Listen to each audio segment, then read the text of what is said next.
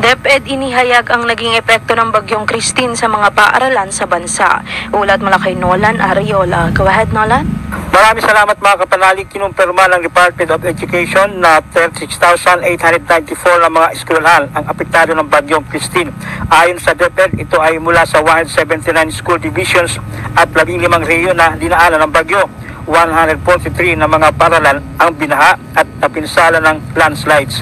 Kinumpirma rin ng Education Department na 300 na mga paaralan ang ginagamit bilang evacuation center. Sa ngayon, 223 naman ang mga silid-aralan ang napinsala ng bagyong Christine habang 415 ang partially damaged. Halos 19 million naman ng mga estudyante ang apektado ng bagyo at mahigit 765 na teaching at non-teaching personnel. Samantala, ang initial estimate sa infrastructure damage ay 264 million pesos. Tapos dun sa damage sa classrooms, 223 ang totally damaged, 4 partially damaged. Ito yung report ng aming field offices. Tsaka merong mga furniture, computer sets na damage din.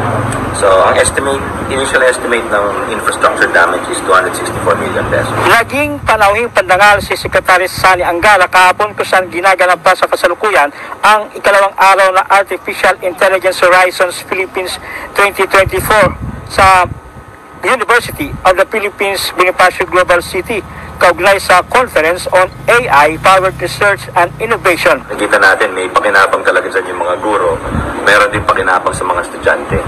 So, tapos yung kagandahan ng AI, parang matitipid ng oras ni teacher dahil makapag-focus siya dun sa mga nangangailangan. Yan ang tinig ni Secretary Angara. Mga kapanalig ang simbahang Katolika ay lagi ang nagpapaalala na laging pagandaan ang anumang kalimidad na darating saan man. Para sa Veritas 836, ang radyo ng simbahan, ako ang inyong kapanalig, Nolan Ariola. Sumayin nyo ang katotohanan. Ronda Veritas Report.